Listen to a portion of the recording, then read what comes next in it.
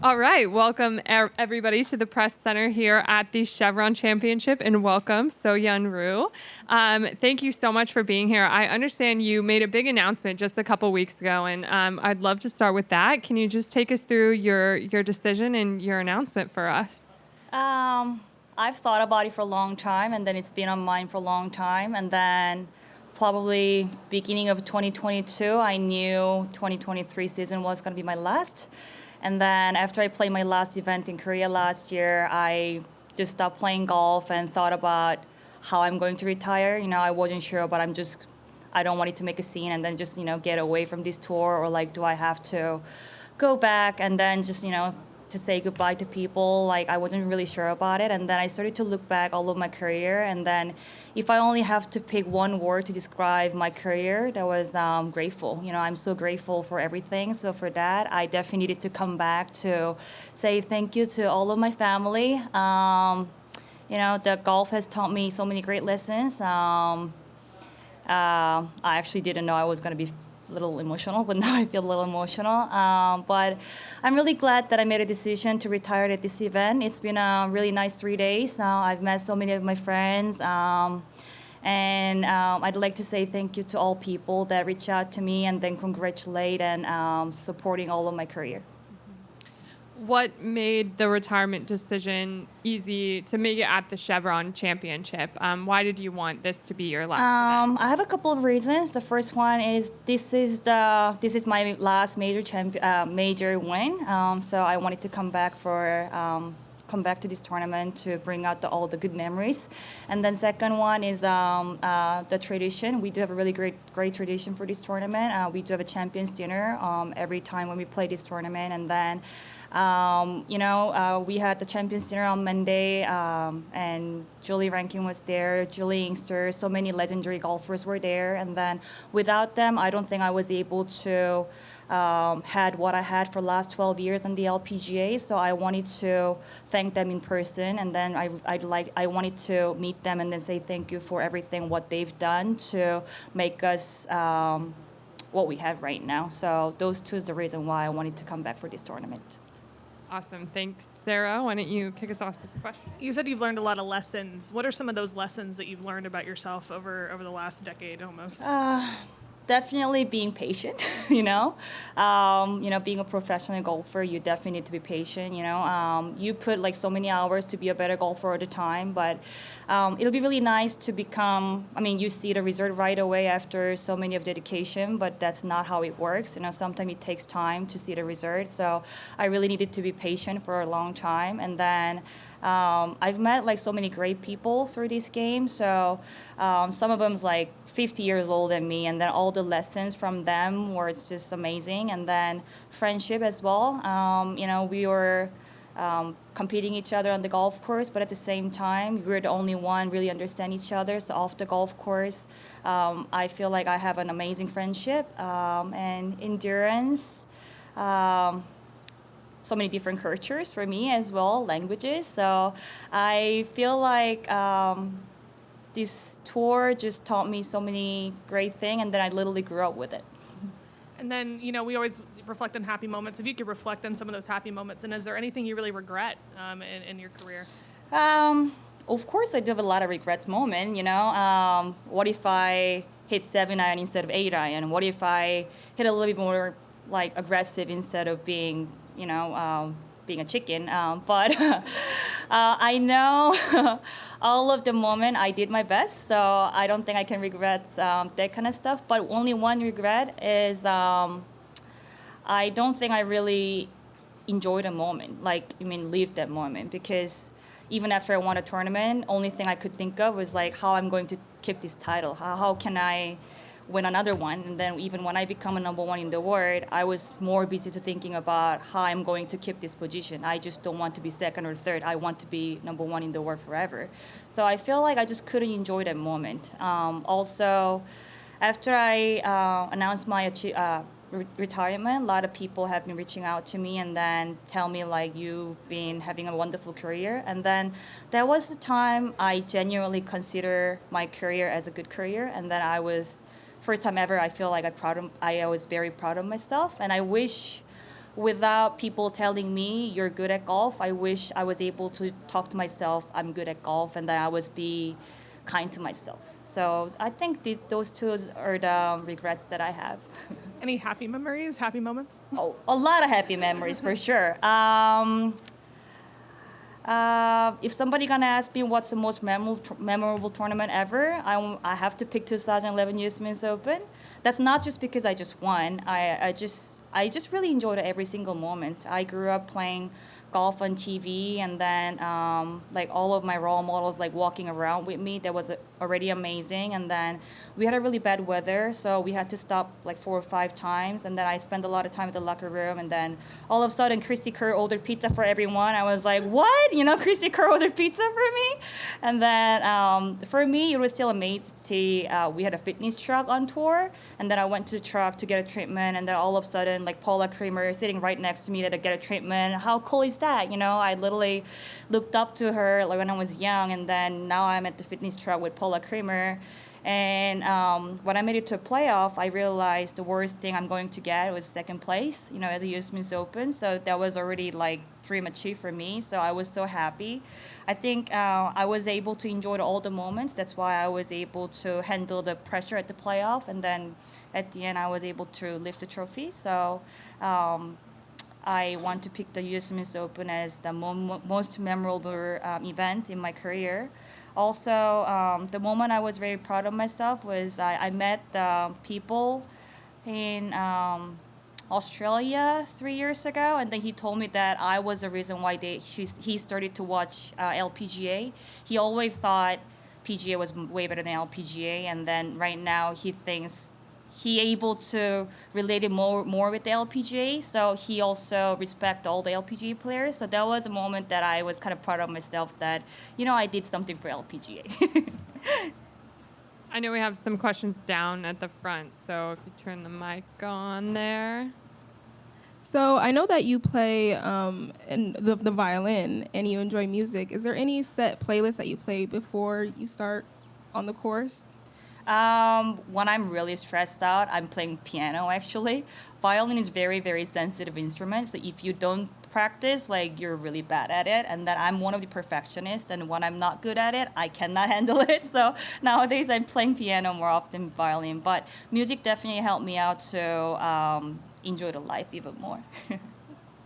Hi.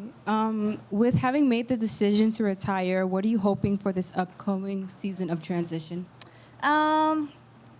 I have a couple things in my mind. I'm really interested in golf course architecture. So if I have a chance to design the golf course, it'll be really amazing. And then the second one is I want to do something to elevate the game. I don't know how, but some of the retirement golfer already has been doing really amazing job. So I'd like to talk to like Michelle Wee, Kari Webb, like how they doing it, because I can see that they're definitely helping a lot of junior golfers out to be a better golfer at a time. So I want to be the person that makes something better for this sport. And with all your success, how has your faith influenced your decisions in your career? How, can you say that again? Has your faith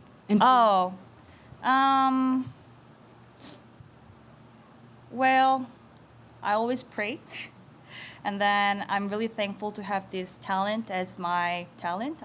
I believe that God gives me as a gift for me. And it's not really easy opportunity to represent yourself on TV and then giving your opinion on TV. But I'm really thankful to have all that opportunity, and then I'm really thankful to have all the support from people. Then I was able to having a faith to achieve my dream, and then keep following my dream. So beyond golf, what do you want your legacy to be in your life? Ooh, it's a good question. I gotta think about it. But even as a golfer, when people ask me what's your goal, and then people often say I want to be a Hall of Famer. Of course, I want it to be a Hall of Famer. I want to be the major champion. I want to win a gold medal. But the biggest goal I always had was I wanted to do something for this sport. And then, like I said before, I feel like I did something for LPGA. So that one I'm really proud of. And then other than golf, I don't know. I really genuinely want to thank to this life. These days it's so easy to compare to other people's life. So I really want to please and then appreciate what I have, and then just continuing to enjoy this life. Yeah. And throughout your career, even if it's something new, what is the main thing you do to support your own mental health? I still talk to my therapist, and then I try to figure it out what I want instead of what other people want. And then nowadays I talk to my therapist quite a lot to find out what my passions are. Like, I've been a professional golfer for 16 years. I started to play golf when I was 8, and now I'm 33 years old. So I literally my whole life was about golf. So I cannot imagine myself without golf, but I believe that I can do more than just being a professional golfer. So I'm still in a journey to find out what I truly want. Soyeon, a lot of athletes take a long time trying to figure out when is the right time to start a new chapter. What made you know that this was the right time? First one was travel aspect. I was just so tired of traveling, and then I feel so grounded at home. And then I started to think about, like, when is the happiest moment in my life. Literally right after I wake up from my own bed, when I go to the kitchen to make a coffee, that's my happiest moment. And then, to be honest, at the hotel room, it's not really easy to do. And then second one, people might gonna think this is really funny, but I was never good with the competition. I don't think I'm born with the competitiveness. Like, some players just naturally really enjoy the competition. Like, of course, when I'm in contention and when I have to compete, I did my best. And then, of course, maybe people were able to see the laser in my eyes, to make a putt or something. But every time after I compete, I was so exhausted. And then I started to feel like competing is just not my thing. I guess because I loved golf so much, I was able to tough it out. But I feel like I have no energy to compete with anybody. You obviously mastered the English language, but you left a lot back home to move to America and spend a lot of time a long way from home. How much does that play into your decision of just wanting to spend, quality time in your homeland? To be honest, I think COVID really got me thinking about wanting to being home for a long time, because I never even realized the difference between my life in Korea and being in the US, or like when I'm traveling. But during COVID, I stayed in Korea for 9 months, and then I realized I feel like this is a real life, I never knew it. I never knew I could have that kind of stable life. I'm not saying my life was bad, like, I really enjoyed the travel for a while, but when you travel for like 20 years, you can get exhausted. And then I always feel so happy that I don't need it to pack. I don't need it to worry about, like, what time is my flight, how I'm going to get a rental car kind of stuff. So, yeah, I think that in 2020, I realized I am really wanting to have a stable life. Yeah. Hi, Soyeon. Do you feel like you achieved everything you set out to out here in the professional golf world? Yes and no. Well, I think my biggest accomplishment was became a number 1 in the world, but I always wanted to play Olympic, but I never made it. And then I know I have won 6 times, and then I'm very grateful for that. But like I said, sometimes I just think, if I really truly enjoy the competition, maybe I was able to win more than 6, because I have finished second or third quite a lot, and then I definitely had a lot of anxiety when I was in contention. So, yeah, the answer is yes and no. Do you think not having that competitive fire kept you from winning more or achieving more out here? Yeah, I would think so, because even I still remember when I was rookie, and then when I was not comfortable to speak in English, sometimes, like the first and second round, when I was leading a tournament, I always wanting somebody to make a putt to be a clubhouse leader, because I don't want it to speak in English. I don't want it to having an interview with people, because I was just so scared of it. And then I think I'm not really good with getting attention, I guess. So all that things maybe made me little backed off. So I think if I was naturally having that competitiveness, maybe I was able to win one more. How do you hope that your time out here on the LPGA Tour will be remembered?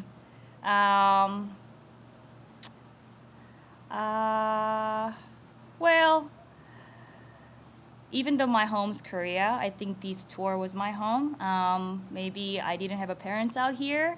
I was able to rely on a lot of people's, and then, like I said, I just learned so much. You know, a lot of to be honest, I don't have many friends anymore out here because a lot of them already have retired. But a lot of the caddies are still here, and then they're like my uncle. You know, they might not gonna, you know, they might don't want to hear I'm calling them as an uncle, but they were like an uncle. They were the one taught me good sense of humor. And then when we were travel worldwide, we just all looked after each other. So I want to remember this tour as my family. And then even after even after I leave this tour continuing remember as a family for me. Last one from me. You mentioned wanting to influence the next generation and helping them. What advice would you give them about life out here on tour from your career? First of all, if you want to be the best, you definitely need to put 100%, you know. When you're young, I don't think it's really makes sense to have a good balance. You know, a lot of people sort of talk about it's really important to having a balance, but I think when we are young, we have to put 100% in. I don't think we don't have enough time to having a balance between the real life and then as a golfer. So my first advice is just put everything, what you have, and then after you achieve something, after you achieve your goal, you better to be proud of yourself, and then be kind to yourself even after you failed it. I mean, I don't want to use the word of fail. Even when you were not able to achieve your goal, just be kind to yourself, and then thinking about how can you be the better golfer instead of like doubting about your talent. Go ahead, Beth Ann, and then Steve will wrap it up. Soyeon, you've fielded a lot of questions over the years about South Korean players in general. You've been very gracious in telling us and talking about other players. Why was it so important to you to not only master this language, but be that voice, I guess, for a lot of players? Well, I want to say our culture is very different than American culture. Like, I grew up quite a lot of, like, when I grew up, a lot of people taught me, like, Soyeon, you better not to speak up your voice, you know? Even though you want to say something, you better to be quiet. You know, you don't want to make any hassle. And then, you know, being out here, obviously, it's not a problem to talk about what you want to talk about as long as you're not mean or, like, you're not bad. So for me, I felt like Korean players a little underestimated because we don't really talk much. So I definitely wanted to be a voice of Korean players, and then also like is really thankful to like Seri Peck, Grace Park, Hyewon Han, like all of the little older generation for me, because of what they've done, I was able to have what I have. So I wanted to make a better environment for other Korean players to enjoy this game more and then shine more on tour. Yeah. Go ahead, Steve. I want to follow up on two of the earlier questions. Architecture, when did you sort of make that decision, and who have been some of your influences in deciding to look into that? Michael Clayton. I call him as my Aussie uncle. First, to be honest, when I first came out on tour, I didn't really understand about the golf course architecture. I didn't really appreciate it, the great golf course design. Like, it's really embarrassing to say this, but when I played 2013 AIG Women's Open, I didn't really appreciate to play St. Andrews, which is stupid because I didn't really know about the golf course architecture at all. But now I look back, it's an amazing golf course, depending on what kind of wind direction you have, it's totally different golf course. And then Michael started to told me the story, all about the history of golf and the history of golf course architecture. And then that one really got me thinking about, okay, if architecture wanted to design this way, like how did he want me to play this hole? And then that kind of thinking process made me enjoy this game even more. So that was the moment that I started to interested in golf course architecture. That's great. And the other follow-up is you had mentioned your faith earlier, and that has not only made you a great player, it's made you beloved out here by everyone. Mm-hmm. How big an impact was your prayer life in making this decision to retire? To be honest, I was a little afraid to announce my retirement because I was so afraid of what if people gonna tell me I made a wrong decision. So I had to thinking about it quite a lot to make sure I really want this. And then now I know it's time, and then now I know myself better than before. And then right now, the first priority for me is just having a stable life, and then having a little bit more peaceful mindset as well. So those were all the things that really helpful to make a decision. All right, thank you so much. Thank we you can't very wait to much. watch you this week. Thank you.